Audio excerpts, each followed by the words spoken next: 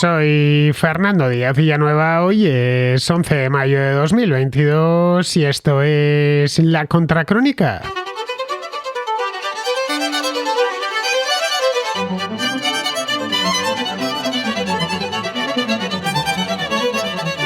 Hace poco más de un mes, el 4 de abril, Joe Biden calificó al presidente ruso, Vladimir Putin, de criminal de guerra, tal cual, con todas las palabras, en respuesta a las imágenes que se publicaron en aquel entonces que mostraban los cadáveres de civiles en la ciudad ucraniana de Bucha, una pequeña ciudad a las afueras de Kiev.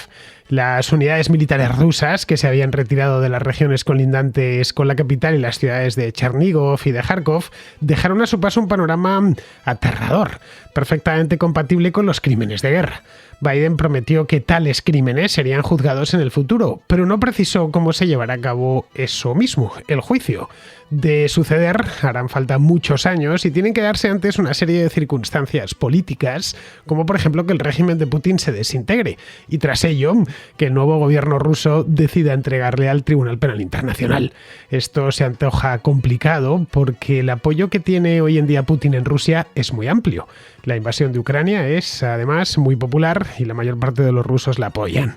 Esto, claro está, podría cambiar en el futuro, pero para que el Tribunal Penal Internacional incoe un proceso contra los responsables de las atrocidades que se están perpetrando en Ucrania, hace falta mucho más. Es necesario documentar de forma muy cuidadosa esas atrocidades y completamente imparcial, algo que puede llevar años, porque la extensión e intensidad del conflicto es muy grande y va a más. El gobierno ucraniano se encuentra en estos momentos recopilando información y tratando de documentarla lo mejor posible con ayuda de especialistas de la Unión Europea y de Naciones Unidas, pero es un trabajo arduo que se puede demorar muchísimo tiempo. Pero aunque todo quede perfectamente acreditado, con testimonios, fotografías y material de vídeo, el problema más peliagudo es cómo capturar al responsable último de estos crímenes y sentarle frente a los jueces del Tribunal Penal Internacional. Esto último tiene también una derivada política. Se corre el riesgo de politizar el Tribunal de la Haya y que parezca que se está pidiendo el enjuiciamiento de Putin para provocar un cambio de régimen en Rusia. Esto pone al Tribunal Penal Internacional ante una posición difícil. La función de este tribunal no es meterse en política, ni lo ha sido nunca, ni opinar tampoco sobre la naturaleza de tal o cual gobierno, sino dilucidar si se están cometiendo delitos de lesa humanidad de la guerra de Ucrania y castigar, si tiene la oportunidad, a quienes los han perpetrado. Hay motivos para el optimismo, no muchos, la verdad, en este aspecto, pero también para el pesimismo, que son los más. Desde los juicios de Nuremberg solo se ha juzgado a un jefe de Estado por crímenes de guerra, el expresidente de Liberia Charles Taylor, condenado hace justo 10 años, en el año 2012, por el Tribunal Especial para Sierra Leona a 50 años de cárcel por crímenes de guerra y contra la humanidad. El presidente serbio Slobodan Milosevic no llegó a ser condenado porque murió de un infarto durante el juicio. Estos dos son los precedentes más inmediatos, pero se trata, como vemos, de dos países pequeños y solo se pudo juzgar a los criminales después de que hubiesen salido del poder y con la ayuda de los gobiernos locales. Que esto último se produzca en Rusia es, como decía antes, algo bastante complicado.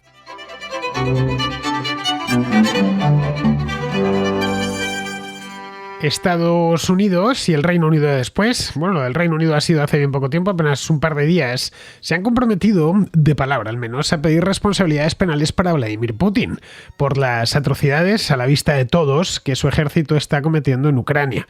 Pero más parece pensamiento ilusorio que otra cosa. Biden y quien dice Biden, dice Boris Johnson, se aferran al deseo personal que tienen ambos de que los criminales de guerra rindan cuentas por sus crímenes, que algo se parece más a eso que algo que se pueda materializar realmente, a convertirse en realidad. Evidentemente, cualquier persona de bien desea que los que perpetraron matanzas como la de Bucha purguen sus penas y purguen sus crímenes en la cárcel. Pero una cosa es desearlo y otra cosa distinta es que eso pueda llegar a materializarse. Bien, pues algo en lo que caeríamos cualquiera de nosotros, ya digo, cualquier persona de bien, y todos los que estamos aquí congregados hoy somos gente de bien, eso es algo que no se lo puede permitir un mandatario. Bueno, puede pensarlo a título personal, pero en tanto en cuanto es presidente de Estados Unidos o primer ministro del Reino Unido o de cualquier otro país, eso ya me da igual, cuando dice algo tiene que tener un plan para llevarlo a cabo.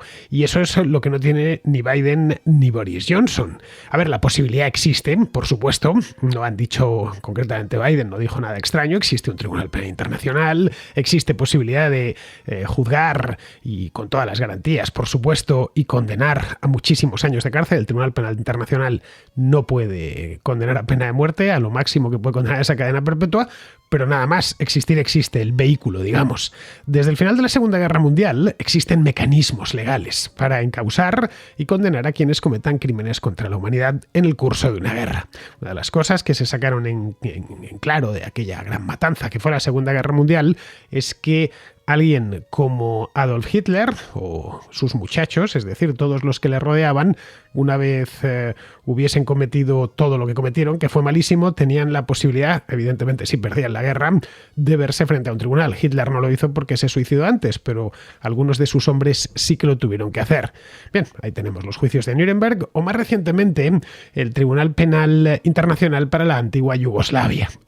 Yo lo recuerdo perfectamente porque además es un tribunal que cerró hace poco tiempo, a la cosa de 5 o 6 años, después de condenar al último de ellos, y estuvo en activo pues creo que 15 años aproximadamente. Su momento álgido fue a principios de siglo, cuando andaban con Milosevic hasta que se murió, pero vamos, que ha estado en activo muchísimo tiempo. Para llevar a un criminal de guerra ante un tribunal, pues hay que pasar por muchísimos pasos. Lo primero es documentar todas las atrocidades que cometió y esas atrocidades tienen que estar bien documentadas. Esa es la razón por la cual es una excepción que se lleve a un gobernante ante un tribunal, porque no basta con la documentación, sino con el mero hecho de capturar al delincuente. Por eso es la excepción, no la norma.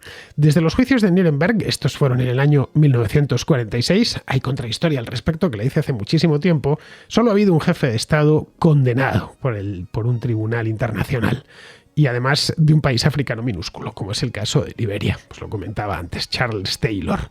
Podría haber sido condenado también Slobodan Milosevic y probablemente no morir le hubiese caído una condena bastante gorda. Taylor le condenaron a 50 años, creo. Pues a Milosevic le hubiera caído algo parecido.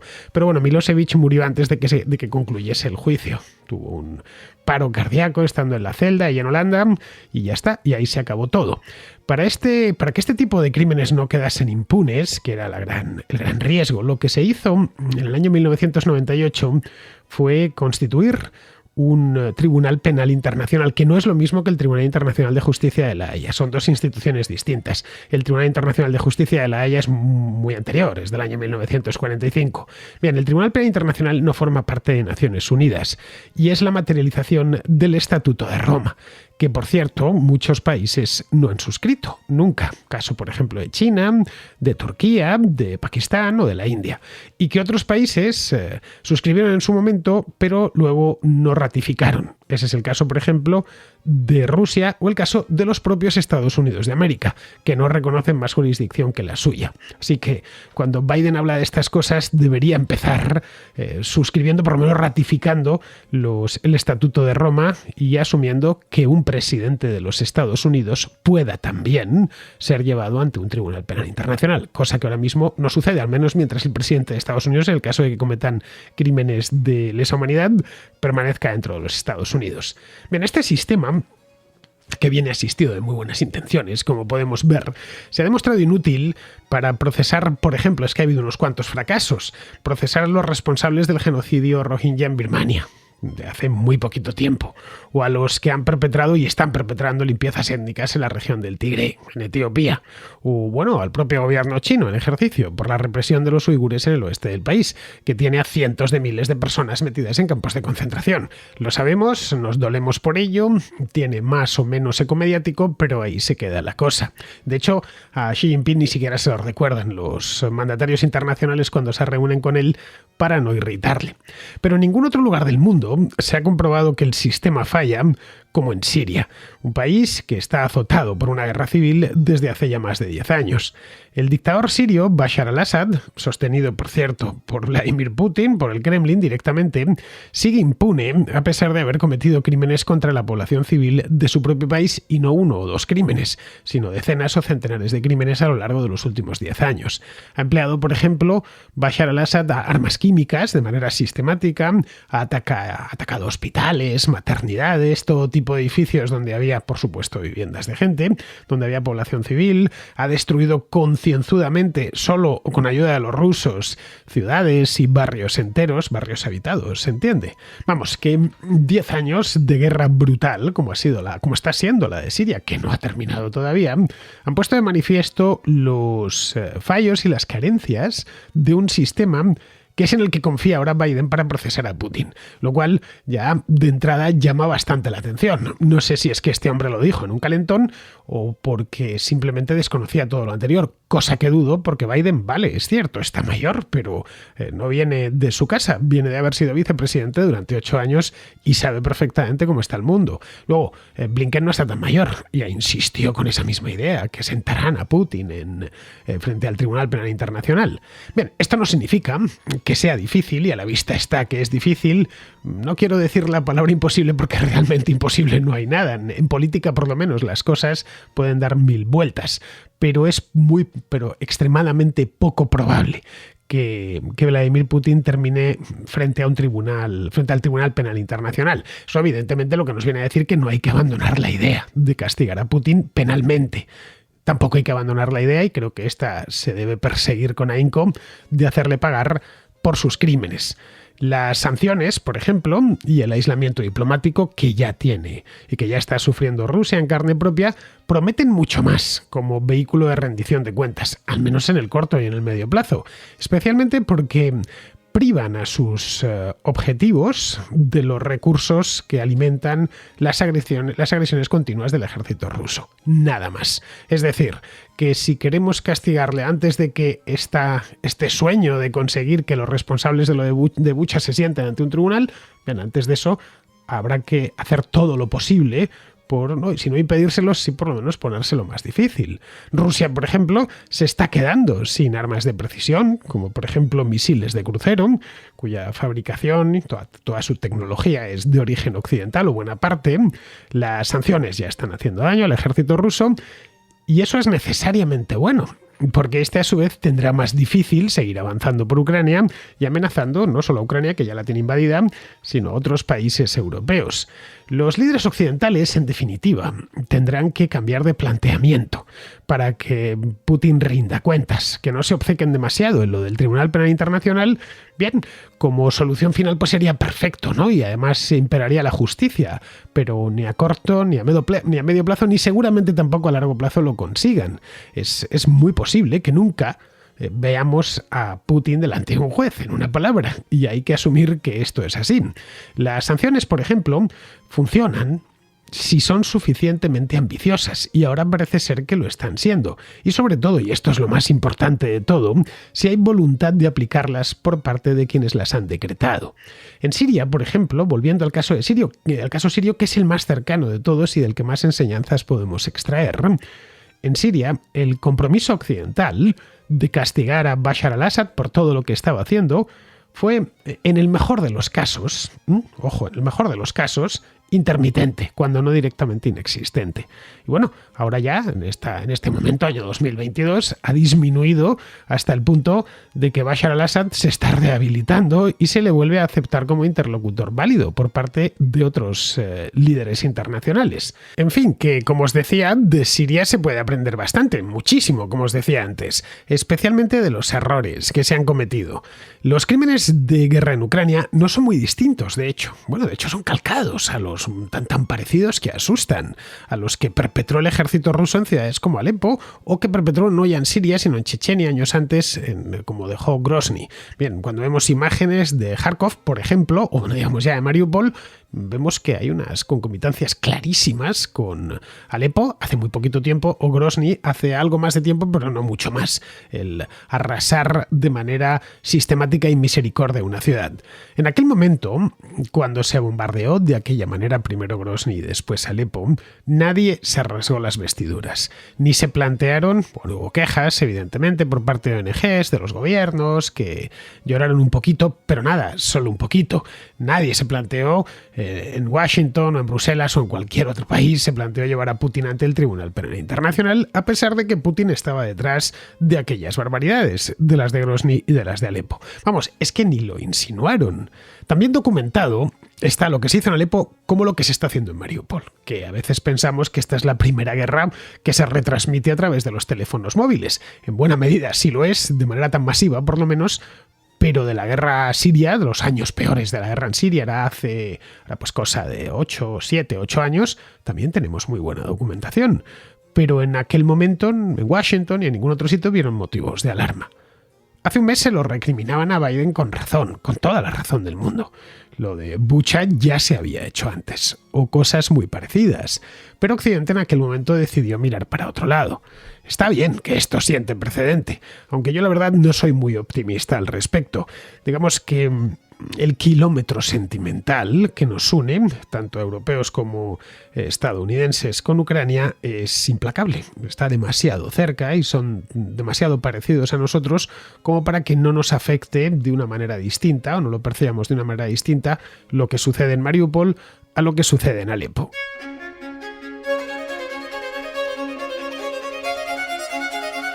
Aparte de las razones que acabo de exponer, otra de las razones por las que será difícil emplear las instituciones internacionales para responsabilizar a Putin es el poder que Rusia tiene dentro de esas mismas instituciones internacionales. No olvidemos que es bastante grande. Rusia es heredera directa en el plano internacional de la Unión Soviética y por lo tanto heredó todas sus mercedes, todas las cosas buenas que tenía la Unión Soviética cuando existía. Entre ellas el hecho de ser miembro permanente en el Consejo de Seguridad de Naciones Unidas. Rusia ha vetado 16 resoluciones sobre Siria en el Consejo de Seguridad de la ONU. 16, no una ni dos, 16. Incluyendo algunas que no tenían más consecuencias concretas que simplemente llamar la atención al régimen de Bashar al-Assad por tal o cual masacre. Vamos, que no pedían nada más, simplemente era un quejido. No tenía más, pero les daba igual. Directamente la vetaban. Caray, si vetan lo que afecta a Siria, no digamos ya lo que les toca directamente.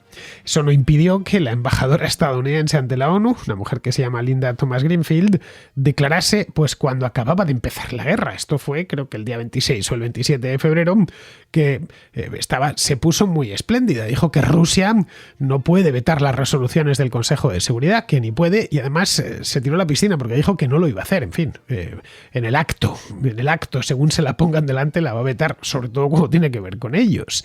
Bien, este tipo de retórica buenista e insustancial, tan propia del gobierno de Biden, es el camino directo al fracaso, precedido además por algo casi peor, que es la decepción. Más o menos lo mismo que pasó en Siria. Mucho hablar, mucho estar, como aquel programa que hice hace un tiempo, Deeply Concerned, profundamente preocupados, pero al final nada. En esto el gobierno Biden es calcado al de Obama. Tampoco es extraño entre vosotros y yo que así sea, porque Biden fue vicepresidente de Obama durante 8 años y por lo tanto pues las formas y las hechuras del gobierno Biden tienen que ser en buena medida las del gobierno Obama, con sus cosas buenas, si es que hubo alguna, y con sus cosas malas, que al menos en el gabinete Biden está viendo unas cuantas. Bien, pues no había pasado ni un mes de la toma de posesión de Biden cuando Antony Blinken se comprometió, y esto es tal cual, a poner los derechos humanos en el centro de la política exterior de Estados Unidos. En Siria, los altos cargos del Departamento de Estado en aquel momento se comprometieron a perseguir a Bashar al-Assad, a hacer cumplir la ley César concretamente, que era una ley nueva de sanciones que había aprobado el Congreso con mayoría de los dos partidos en el año 2019, estando todavía Trump en el poder. Bien, la aprobación de esta ley, sabiendo que venía del Congreso de Estados Unidos y que tanto republicanos como demócratas la aprobaban, bien, lo que envió fue un mensaje muy poderoso a los inversores, especialmente de los estados del Golfo Pérsico, que, bueno, pues va a decirles que les esperaban sanciones a quienes participasen en los planes de reconstrucción de Bashar al-Assad. La cosa funcionó, porque los Emiratos se palparon el bolsillo y frenaron en seco el flujo de capitales hacia Siria. Pues bien, en esas estaban, cuando 6 meses después Biden decidió cambiar de política con respecto a Siria, porque sí, en el verano de 2021, ya digo, llevaba apenas 6 meses, transmitió a sus aliados árabes, como con los preferenciales, como Egipto o como Jordania, que agradecería sus esfuerzos por incluir a Siria en un par de acuerdos energéticos regionales que generarían pues decenas de millones de dólares para el régimen de Assad. Bien, Blinken trató de persuadir para que veamos a quién tenemos en la Casa Blanca, que cambia de opinión con una facilidad pasmosa, lo mismo que se ha visto, por ejemplo, con el caso de Maduro en Venezuela, ¿no? En aquel momento Blinken trató de persuadir a los periodistas de que la política sobre Siria y los crímenes de guerra de Assad no había cambiado en nada. Pero claro, los gobiernos árabes no tuvieron demasiados problemas para leer entre líneas y saber que tenían ya luz verde para hacer negocios, pues como de costumbre, con la dictadura de Siria. ¿Podría suceder lo mismo con Putin? Pues por supuesto que sí, naturalmente. Y tan pronto como vaya amainando la indignación del momento. Es así de duro. En 2013, Assad, por ejemplo, atacó un barrio de Damasco con armas químicas. Es que las cosas pasan rápido y a veces se olvidan, pero aquello fue tremendo. En Occidente todos pusieron el grito en el cielo y Assad se limitó a dejar pasar el tiempo. Y unos meses más tarde reanudó sus ataques químicos contra los civiles. Vamos a ponernos a finales de este año. Vamos a hacer una prueba, ponernos mentalmente, ya que físicamente no podemos, a finales de este año, el mes, qué sé yo, noviembre, octubre o diciembre de 2022, dentro de 6 meses más o menos. La guerra ahora mismo está en un punto muerto. Las tropas rusas no pueden avanzar, o lo hacen de manera muy lenta donde avanzan. Pero sus ataques de artillería y con cohetes continúan matando a civiles, eso lo sabemos todos los días. Mientras que el hambre y las penurias están agotando a las ciudades sitiadas. Luego la carga de acoger a millones de refugiados empieza a pesar sobre otros países de Europa. Moscú dice que está dispuesto a negociar la paz cuando sea menester, pero solo, y como condición sine qua non, si se levantan las sanciones occidentales. ¿No tentaría una oferta semejante a Washington o a Bruselas dentro de 6 meses? Esta es una pregunta que dejo en el aire. La paz, además, esta paz vendría con beneficios humanitarios incorporados y además inmediatos. En ese punto, por supuesto, Ucrania estaría perdida, ya que sin el apoyo de Occidente los ucranianos no pueden seguir luchando y no podrán seguir luchando dentro de 6 meses, está claro. Una lección de la guerra en Siria, una más, es que la impunidad conduce a un sufrimiento aún mayor en el futuro. Por lo tanto, la tarea no es cambiar sanciones por paz, que seguramente dentro de unos meses, si esto continúa igual, se verán tentados, ya digo, en Estados Unidos y en Europa, sino construir un régimen de sanciones que sea sostenible, que Estados Unidos y que sus aliados estén preparados para aplicar de manera constante y durante años, incluso una década, me atrevo a decir. El Departamento del Tesoro de Estados Unidos, y lo mismo con todos con la Unión Europea, tendrán, qué sé yo, que aumentar su personal para siempre estar, y su trabajo para estar un paso por delante de los profesionales financieros del Kremlin, que tienen, por cierto, mucha práctica en la evasión de sanciones. A falta de una perspectiva realista para que Putin enfrente la justicia, las sanciones y el aislamiento son la única forma, insisto, realista de castigarle a él y a su propio régimen. Las sanciones, aplicadas correcta y constantemente, pueden ralentizar seriamente la maquinaria de guerra rusa. Lo están haciendo ya, de hecho. Todavía pueden ocupar Ucrania, está claro, pero conforme pasan las semanas, una de las cosas que estamos viendo es que lo tienen más y más difícil. Las sanciones podrían dejar ese objetivo permanentemente fuera de su alcance, al privar a los rusos tanto del capital para invertir en sus fuerzas armadas, como, lo más importante aún, el acceso a la tecnología occidental para que puedan funcionar las máquinas más sofisticadas que tienen. Es decir, microprocesadores, software, etcétera. Esto que os decía de los misiles de precisión guiados. Putin lo ha apostado todo a la campaña a Ucrania. Todo su crédito político en el interior del país está en esa casilla.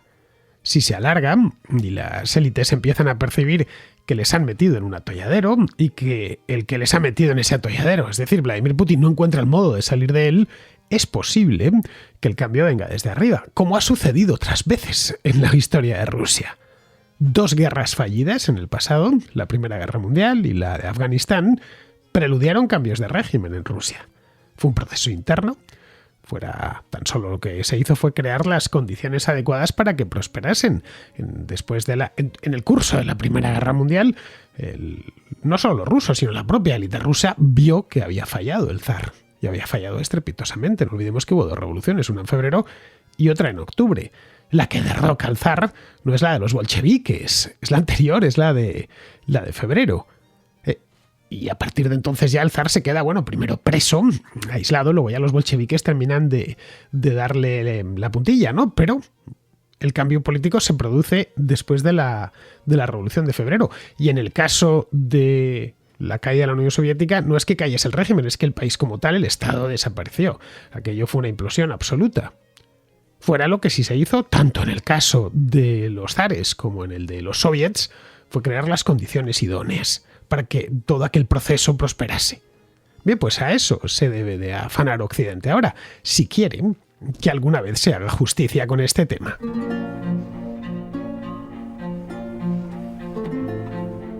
Vamos con la contrarréplica, empezamos con Francisco, que nos habla de la sede de UGT ocupada en Madrid. Bueno, la ex-sede, ya lo utilizaban como sede, pero vamos, que ha sido ocupada y desalojada en tiempo récord. Fernando, te mando este mensaje para que te haga eco de una terrible noticia que le ha sucedido a UGT. Que al parecer que estaba UGT sacando unas perrillas y 2 duros, alquilando un local que tienen ellos, que parece ser que lo alquilaban para que lo explotaran como un hotel y que se lo han ocupado, Fernando. Entonces, este ataque a los compañeros representantes de los trabajadores no puedes dejarlo tú escapar en la contra, ¿eh? Por favor, haz algo, porque di algo, que se movilicen los contraescuchas, porque semejante injusticia no se puede tolerar. Bueno, aunque han tardado 24 horas en desalojar el local, pero que no vuelva a pasar, por Dios. Venga, un saludo y gracias por tu programa. La historia esta de la sede de UGT ocupada ha sido buenísima, Francisco, y nos viene a dar una idea de que si queremos disuadir a posibles ocupas, no tenemos más que poner un cartel de UGT en la puerta de casa. Así se lo pensarán 2 veces porque intuirán que la ocupación les durará poco. Lo mejor de toda esta historia fue cuando UGT lo denunció diciendo que la ocupación iba contra los derechos de los trabajadores. En fin, que confunden los derechos de los trabajadores con ellos mismos. Son fantásticos. Esa sede de la UGT, que estaba vacía desde hace ya un tiempo, es un antiguo convento, el convento de las Recogidas, que se encuentra en la calle Hortaleza, en Madrid, cerca de la plaza de Santa Bárbara. Es un edificio antiguo, bastante antiguo, pues de principios del siglo XVII o por ahí. Bien, pues durante siglos, hasta el siglo XIX, fue eso mismo, un convento que se llamaba de las Recogidas porque allí iban las que ejercían la prostitución y se retiraban, o directamente se arrepentían, es decir, que eran recogidas, vamos. De este convento solo se podía salir de 2 maneras, o mediante matrimonio, es decir, que una de las recogidas decidiese casarse, o porque tomaban los hábitos y se hacían monjas, ya fuese en ese convento o en otro. Esto, como digo, estuvo funcionando durante muchísimo tiempo, pues eso, 3 siglos tranquilamente, hasta que en el siglo XIX fue desamortizado y luego, posteriormente, durante la Guerra Civil, el convento fue incendiado como tantos otros de Madrid. Bien, pues fue creo que en los años 70, cuando la UGT, que quería un edificio así algo monumental para su sede central, escogió este que no sé a quién pertenecería antes. Seguramente después de la guerra se reconstruyó, lo utilizarían, Dios sabe, y durante el régimen de Franco para algo. Y como había quedado otra los sindicatos de ciertos activos, edificios, etcétera, pues nada, le entregaron a la UGT y ahí estuvo durante años. Yo recuerdo haber visto por allí, por esas calles, vamos, por calle Hortaleza concretamente, a algunos sindicalistas de tronío. Vamos, sin ir muy lejos, recuerdo haber visto a Cándido Méndez. Esto está muy céntrico, está justo enfrente del Colegio de Arquitectos. Recuerdo una vez, en cierta ocasión, era cosa de 20 años, por ahí más o menos, en una cervecería que estaba en la plaza de Alonso Martínez, no muy lejos de la sede, vamos, me encontré con Cándido Méndez y con Fidalgo, estaban sentados en la mesa al lado mío. Estaban poniéndose tibios a cervezas. Supongo que estarían tratando temas de gran interés para los trabajadores, pero como he dicho antes, los intereses suyos personales son los de los trabajadores, al menos para sus afiliados. Pero vamos, volviendo con este tema de la ocupación, es curioso como los mismos que permanecen impasibles o que incluso alientan la ocupación diciendo que es un síntoma del problema de la vivienda o de lo malo que es el capitalismo, ven, cuando les ocupan a ellos, pues no se muestran tan generosos. La ocupación está bien, pero siempre y cuando no me toque a mí, nos vienen a decir. Bien, vamos ahora con Diego, de Zaragoza, que nos habla sobre el bilingüismo en los colegios. Lo primero de todo, como siempre, enhorabuena por tu programa, que lo disfruto todos los días.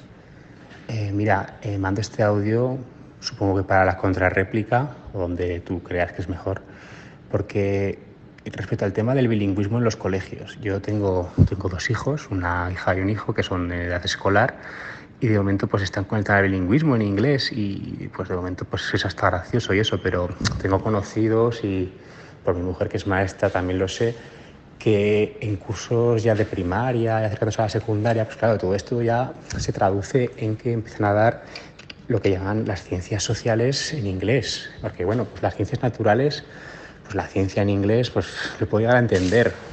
No entiendo biología o que tengas que estudiar las partes de la flora en inglés o en otro idioma que no sea el español, pero es que ya el tema de estudiar los ríos de España, la geografía española, el Parlamento español en inglés, las comunidades autónomas, es que, no sé, es que estamos locos o qué pasa. Y todo esto, yo entiendo que lo que más me sorprende es que la gente está contenta con este modelo. Los otros padres y madres de otros alumnos, pues incluso quieren más inglés, más horas, y luego van a academia, y cuando se hace una consulta en el colegio de qué esta escolar exponer, la que más sale es el inglés, y de verdad que no entiendo este sentido. Es que el inglés no es más que, no es una asignatura, es una lengua. Y bueno, mi pregunta va porque, bueno, pues ya sé que esto lo hacen los políticos, y al final los políticos es el reflejo de la sociedad, y ellos van a hacer lo que... No tienen por qué ser expertos en lo que hacen. Lo que quiero decir es, para gente preocupada como yo, ¿qué solución nos queda? O sea, mandar a un colegio que no sea bilingüe, porque cada vez es más difícil. Y luego, aparte, pues, ¿por qué tengo que irme yo del colegio que tengo cerca de casa? Porque no tengo esa opción a poder elegir una enseñanza en castellano o en español o en el idioma que sea eso.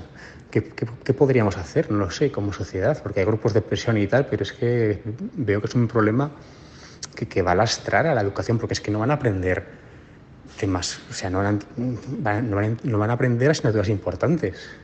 Y esto es un lastre para el futuro. Y además que yo creo que es que le van a coger manía al inglés. En fin, no lo sé, no sé qué podemos conseguir con esto, pero bueno, yo lo mando a ver si entre esta pequeña comunidad que tenemos, que nos das, a ver si podemos encontrar una solución o por lo menos a alguna persona que no se haya preocupado por este tema pues pueda darle una vuelta. Venga, muchas gracias y un saludo. Pues nada podemos hacer, Diego, nada al respecto, quiero decir, salvo pedir que se arranque de una vez la formación, que no educación. La educación es lo que se hace en casa, pues que se arranque de una vez la formación de la mano de los políticos. Esto del bilingüismo en los colegios es algo que en Madrid está muy extendido, por deseo de una antigua presidenta de la Comunidad de Madrid llamada Esperanza Aguirre, que seguramente te suene. A mí me llamó la atención cuando esto empezó, porque lo que pensé, habían puesto hasta unas banderitas de Inglaterra a las puertas de los colegios, que era un cuadradito con la mitad bandera de España, mitad de Inglaterra. Bueno, pensé, no sé, que iban a impartir más inglés de lo que ya se estaba impartiendo. Luego, con el tiempo, me enteré de que no iba solo de eso. Iba de impartir asignaturas enteras en lengua inglesa. Algunas, como bien dices, un tanto sorprendentes, como geografía de España, por ejemplo. Bueno, me encontré con que los niños en Madrid estaban aprendiendo que el río más largo de la península ibérica, de la Iberian Península, es el río Tagus, o que es como se dice Tajo en inglés, o que España y Francia están separadas por los Pyrenees, es decir, por los Pirineos. Vamos, todo muy absurdo. Pero no sé, alguien pensó que así los niños pues serían bilingües en el futuro. Y claro, la verdad es que ni aprenden español ni aprenden inglés. Les hacen un batiburrillo y no se enteran de nada. Eso, claro, por no hablar del artificio de ver o de imaginar al menos a una profesora de Chamberí explicando a niños de Chamartín cosas en inglés teniendo el castellano tan a mano, tanto la profesora como los niños. En fin, que es que no entienden que la lengua es un código, tan solo un código, que cuanto mejor empleemos, más útil nos será en el área donde se emplea ese código. Es bueno aprender otros códigos, especialmente los que conoce mucha gente, como el inglés o el francés, pero esos mismos códigos no se aprenden, como cualquier otra disciplina de orden práctico, hasta que no nos vemos en la necesidad de hacerlo. Resultado, los escolares madrileños aprenden mucho más inglés de los videojuegos que de lo que les cuenta el profesor de la asignatura de Geografía de España, ¿no? Por cierto, Esperanza Aguirre se empeñó en esto del bilingüismo porque le parecía irresistiblemente moderno. De esto hará 15 años ya, tranquilamente. Ella, al parecer, fue profesora de inglés en su juventud y, claro, pensaba pues que eso era lo más importante en la vida de un niño, aprender inglés. No sé, puestos a elegir, ya podría haber sido profesora de piano y así al menos habría educado un poco los oídos de los escolares, que están machacados por el rap, el trap, bueno, y esos subproductos musicales tipo Rosalía. Bien, vamos ahora con Carlos, de Argentina, que ha escuchado el programa de ayer que hice con Olga Rusu y nos comenta lo siguiente sobre los antecedentes de la invasión rusa de Ucrania. Hola Fernando, me ha encantado tu contracrónica de hoy, 10 de mayo, el día de la no victoria, y en particular la invitada, Olga Rusu, a quien yo venía siguiendo a través de Twitter, pero realmente escucharla y con tanta lucidez como habla esta chica ha sido realmente una maravilla. Y me permito hacer algún agregado a lo que ella dijo. Una es sobre el porqué de la reacción de los ucranianos, que supuestamente era inesperada. Y ella menciona el evento del Euromaidán de 2013-2014, que fue justamente el hecho de que el presidente en ese momento, Yanukovych, en lugar de hacer lo que había prometido, que era un acuerdo con la Unión Europea, no un ingreso, pero sí un acuerdo económico, a instancias de Moscú, que le impidió hacerlo, bueno, volvió de Moscú y dijo que ya no iba a hacer el acuerdo con la Unión Europea, y eso fue lo que motivó ese intento. Pero hay un detalle que no se suele mencionar mucho y que es un antecedente de este Euromaidán, y que fue la Revolución Naranja de 2004-2005. En ese momento había elecciones y había dos Víctor, un Víctor Yushchenko y un Víctor Yanukovych.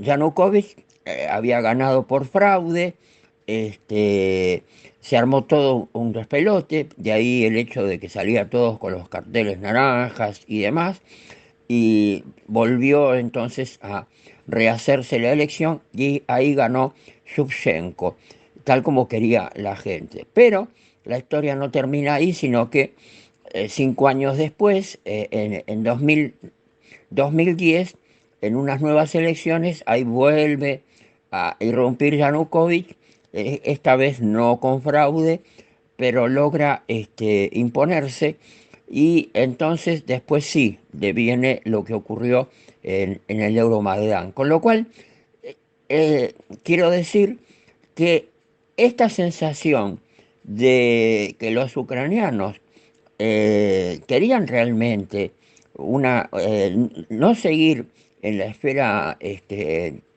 rusa, sino acercarse a Europa, ya tienen antecedentes anteriores, incluso desde 1991, cuando ellos se independizan. Y acá hay otro detalle importante que tampoco se menciona mucho, que es los acuerdos de 1994, por los cuales Ucrania resignaba todo su arsenal nuclear. Este acuerdo se firmó con varios garantes: Estados Unidos, Gran Bretaña, Francia, China, Rusia, en cuanto a que, y se celebró en la capital de Hungría, de la cual toma su nombre, por el cual, por un lado, Ucrania entregaba todo su arsenal nuclear, que no era menor, eran unos cuantos miles de cabezas y misiles y demás, pero a cambio de ellos obtenía la defensa total de su soberanía y su integridad territorial.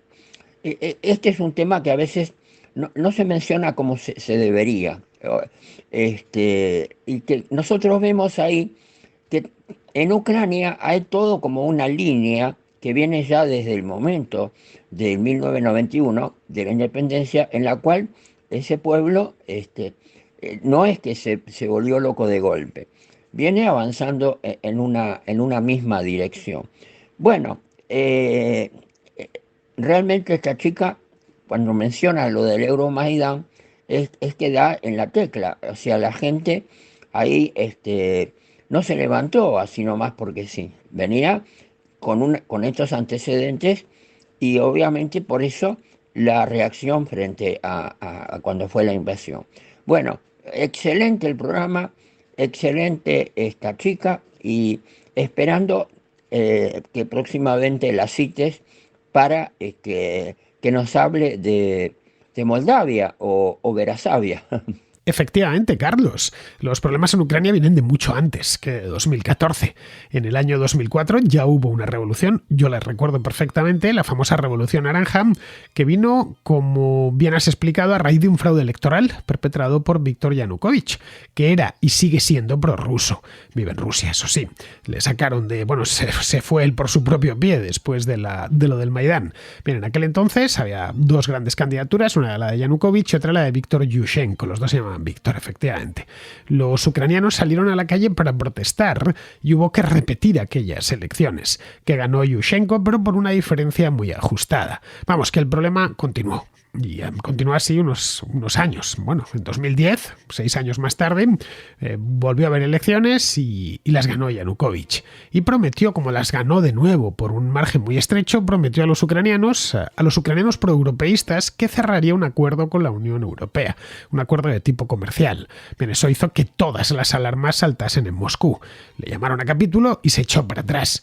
Bien, a raíz de aquello estallaron las protestas en la plaza de Maidán. Esto fue a finales del año 2013. Lo que pasa es que las protestas, que fueron muy salvajes, se extendieron durante tranquilamente 3 o 4 meses.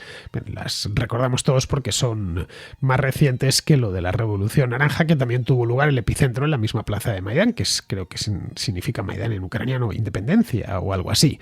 Vamos, que en Ucrania en los últimos 30 años ha habido 2 almas y 2 sensibilidades.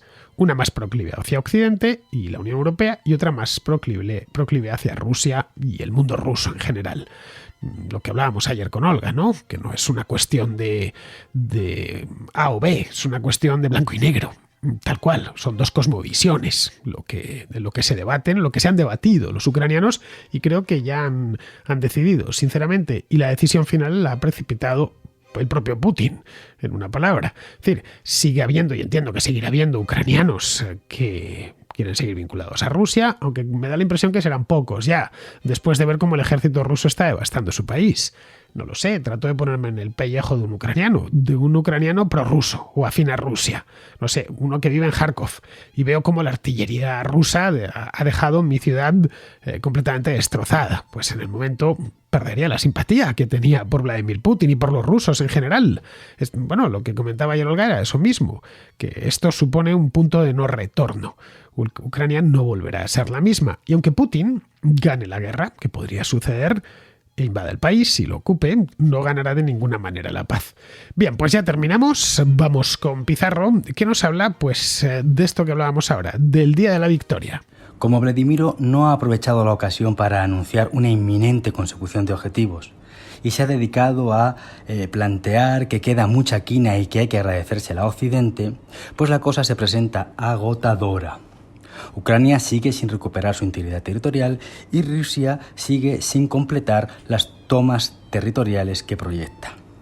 Hoy, Moldavia no parece al alcance de un ejército ruso manifiestamente inoperante, pero el miedo ante la identificación de rusoparlante con siervo de Rusia está plenamente justificado.